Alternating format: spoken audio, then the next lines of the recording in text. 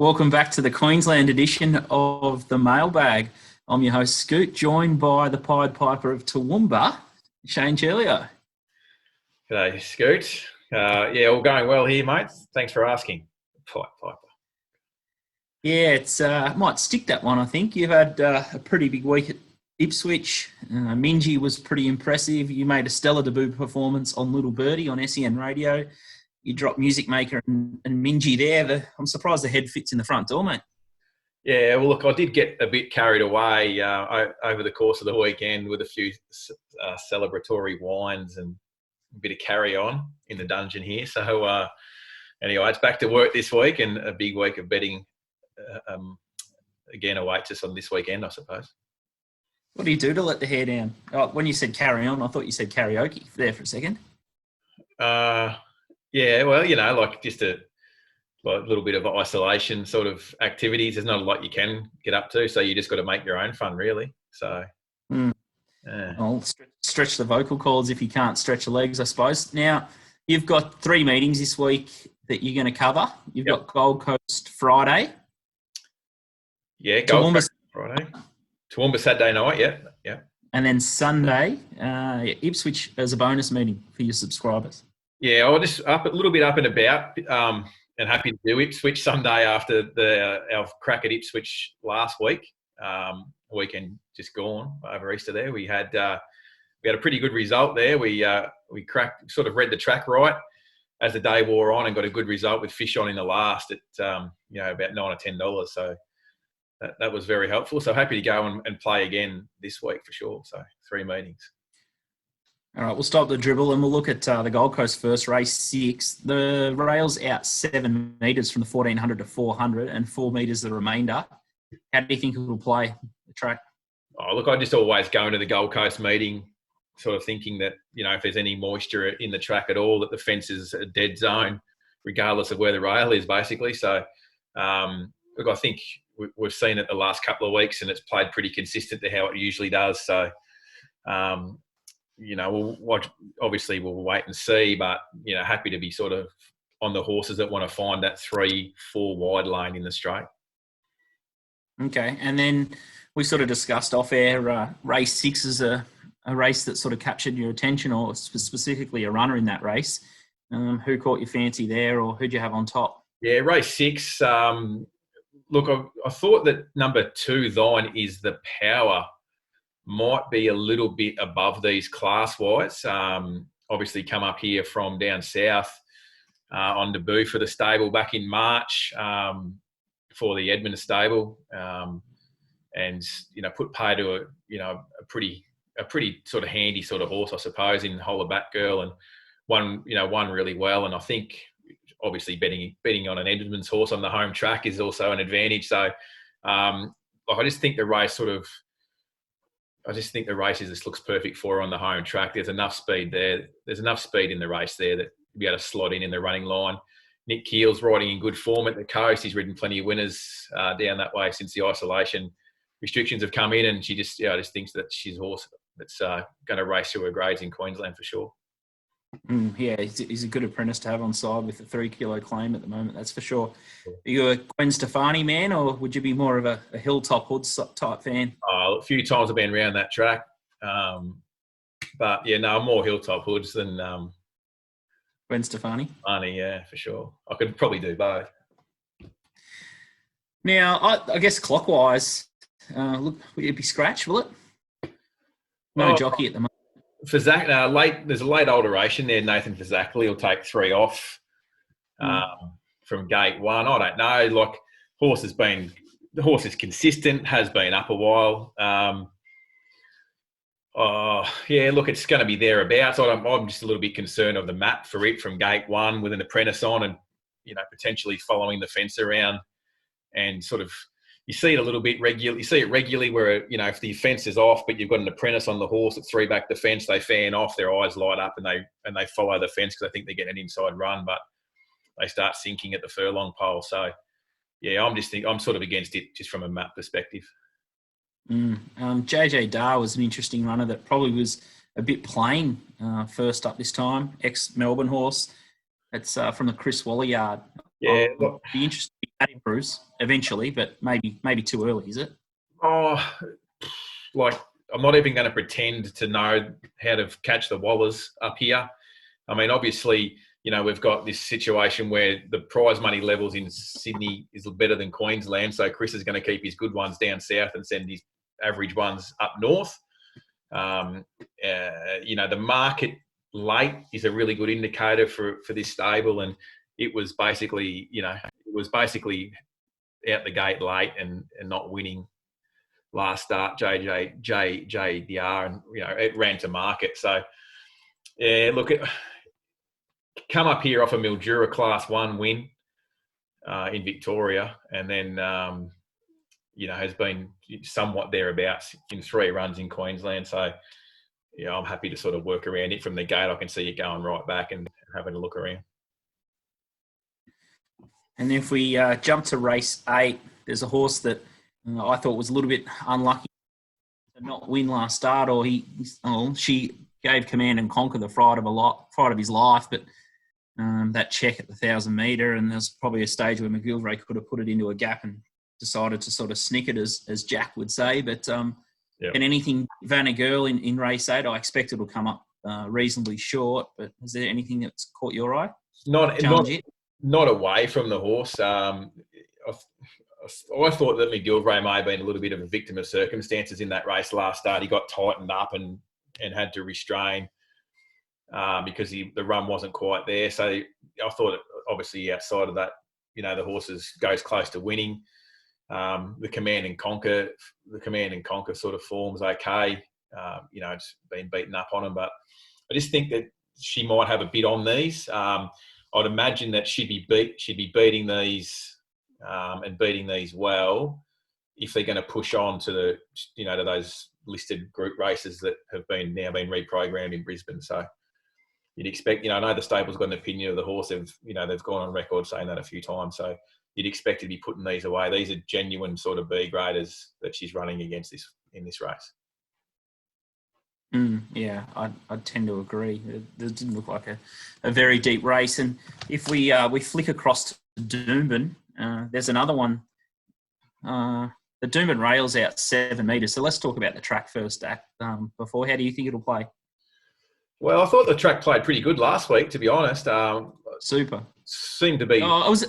It looked a little bit leaderish, I thought. The only real back marker to win was Minji, and they went a breakneck speed. I thought Snappy Reply did a really good job to hang on, and the other horse, Pengelly horse, the name escapes me. Was it Red Power or Red Dalton or ran third?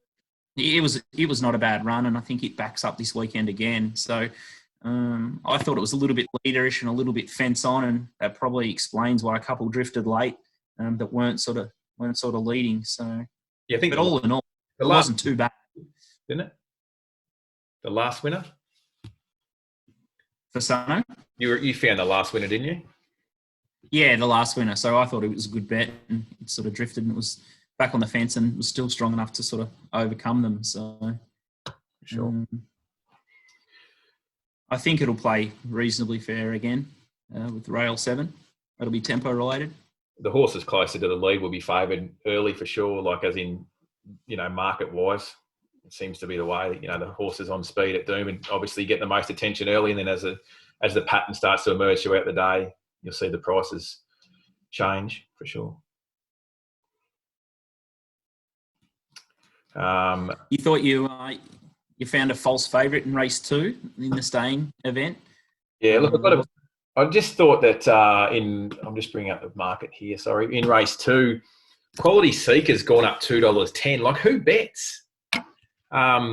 It was beaten 13.5 lengths or 13 odd lengths last start. Spit it out. Now, admittedly, it did get reshod behind the gates. I think it might have cast 2 plates. Things never went right. But in saying that, it's got beat a long, long way. Never really figured. There was obviously nearly a month between runs as well, which sort of I was against it for that as well at that trip. Kieran Maher's a great trainer, but like this will have to be something special. I would imagine that Kieran would be more focused on his horses down south running in those big races the last couple of weeks than a stay. That's obviously no knock on the stable because they win everywhere, this stable. But this is going to have to be a big form turnaround to win, let alone, to get $1 out of, to have $1 on it really at that price. So, I thought Populist was excellent late in winning last start. It's sort of just come into its own. It's got it's got a nice handy weight. It's going to be back again. I thought Quality Seekers should be on speed again as well, but whether they hand it to him this time or not. Duplessis is not really one of those aggressive sort of jockeys. He likes to balance them up and give them time to find their feet, and happy for them to hit the line. So don't know whether he suits this horse Quality Seeker either. I can see Populist, winning again, and I could see even old Brock's son getting over the top of Quality Seeker as well. So happy to be against the favourite here.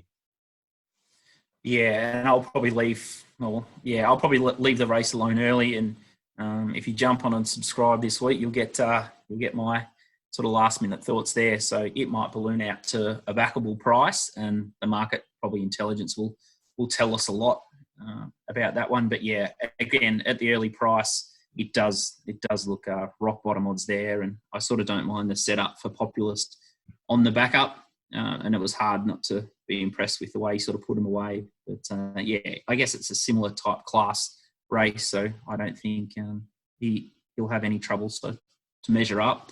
But I don't think the market's going to move, so I guess there's no real rush to bet. We had a chat off air about race 6 at Doomben, and here's a runner that we think the market will gravitate towards. An ultra impressive winner last start was Nidal. Yeah, look, I think, I don't know exactly, but the only rational thing I could come up with is that they've put up even money because of the gate, maybe. I still think the outside gate's perfectly fine. Went up 2. The outside gate, I think the outside gate's perfectly fine. This horse is, obviously very quick out of the machine. Just destroyed them last start, and I think it destroys them again. I think it's, one of these types of horses, a bit like the Vanna Girl race, where you look at the depth of this field. It's got a long tail. This horse is going on to, better grade races than what it's in here, Class 3 set weights. I think it'll be, just way, way too good for these. Like, I couldn't find anything there to say, if this happens, maybe this could knock it off. I just speed horse too fast. Yeah, and looking at the punting form data, there's nothing that suggests that this horse is a risk. Only, I guess, the way sort of Queensland racing can throw up a result like no other place on the planet, and maybe something bad happens from the start, or becomes all the jockeys decide to take it on. But even in that scenario, I think it's got too much speed and too much class not to be winning. And yeah, I'd, even though it's a big field, I'd like to think that it starts closer to $1.50 or $2's on in the old language. Yeah, well, I was about the same. Yeah, looking at we'll wrap up with race 7. We sort of agreed on the likely winner of race 7, which was Sugar Boom from the Golden Yard. It's had 2 pretty sharp trials in resumption for this event, and I've sort of had a bit of a knock on the move at its last start. I think it's a horse that's just sort of there and hasn't really done anything to sort of catch my eye this preparation, and I'm just not sure that it's got the class or the speed to go with Sugar Boom. And you're echoing similar thoughts. Yeah, definitely. I thought the move was okay the other day. They sort of did put the stablemate injected a little bit of speed there, and he may have had to maybe he got left in front too early. I don't know. I was trying to half make excuses on the day because I did come into it, which is not one of mine, as you would say, I suppose. There's a bit of a train wreck behind it too, with few back markers unable to get into it and getting checks behind the tiring horses. And it was actually the stablemate Lee Palmier with the blinkers on that went charging forward with Steph Thornton on it and sort of made him work a little bit. So maybe he gets speed and nose if he puts his head down at the right time, head up, head down sort of scenario, he wins. And we're maybe having a different conversation. But this race is going to sort of looks pretty similar as far as Steph Thornton's going to be on the leader coming across on Sugar Boom and the move behind it, back in trip. So it's just, I suppose it comes down to whether you think that Sugar Boom's going to be too speedy, following a rail at 7 metres, which by the time we get to race 7 could be could be the difference. Mm.